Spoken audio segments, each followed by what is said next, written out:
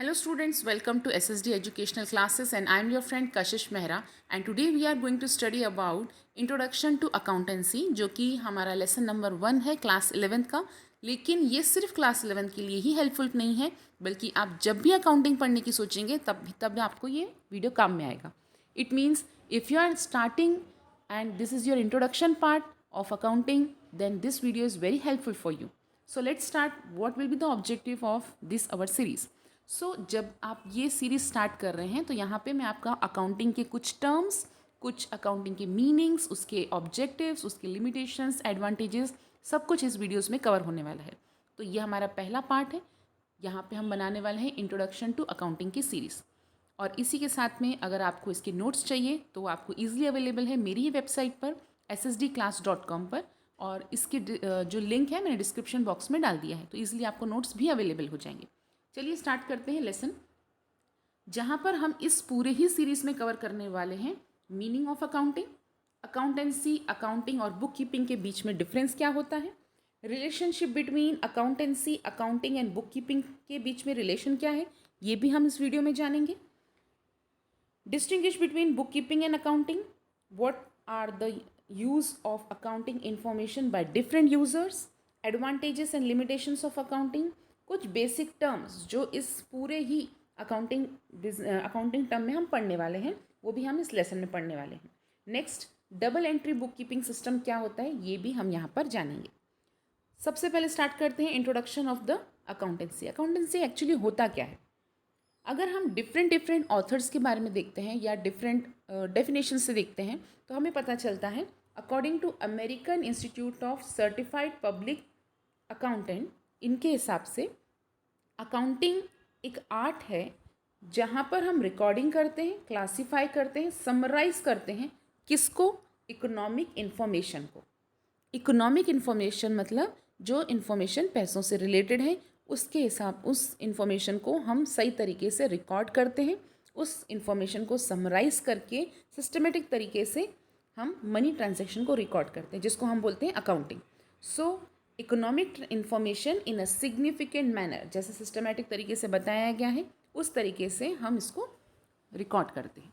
Plus in terms of money, मतलब transaction जो होना चाहिए टर्म्स ऑफ मनी में होना चाहिए, बार्टर सिस्टम का रिकॉर्डिंग हम अकाउंटिंग में नहीं करते। Transaction and event which are in part at least of a financial character, मतलब वो जो पैसों से रिलेटेड है सिर्फ उन्हीं चीज़ों को हम रिकॉर्ड करते हैं, जो पैसों से रिलेटेड नहीं है हम उन चीज़ों को रिकॉर्ड नहीं करते। वहीं पर अगर हम देखते हैं दूसरी डेफिनेशन जो दी गई है according to principal board of AICPA, उनके हिसाब से accounting is a service activity, its function is to provide, उनका मेन काम का क्या होता है? प्रोवाइड करना इंफॉर्मेशन स्पेशली फाइनेंशियल रिकॉर्डिंग से related and about the economic entity that is intended to be useful, जो कि ज़रूरत के समय जो भी हमारी ज़रूरतें हैं, जब भी हम कोई डिसीजन ले रहे हैं उसको ध्यान में रखते हुए इकोनॉमिक एक्टिविटी करना। तो यहाँ पर उन्होंने बताया है कि इकोनॉमिक डिसीजंस लेने के लिए हम अकाउंटिंग मेंटेन करते हैं। इन सिंपल वर्ड अगर हम देखना चाहें तो accounting is the process of collecting, recording, classifying, summarising and communicating financial information, जहाँ पर हम डिसीजन ईजिली ले पाएँ। तो ये है meaning of accounting. Let's see what are the objective of accounting. हमारे पास क्या ऑब्जेक्टिव है और हम अकाउंटिंग क्यों करते हैं? सबसे पहले पॉइंट में बताया गया है ये अकाउंटिंग एक सिस्टमेटिक रिकॉर्ड है, कंप्लीट रिकॉर्ड है किस चीज़ का? फाइनेंशियल ट्रांजैक्शन का। In the books of accounting according to specified principle and rules to avoid the possibilities of omission and fraud।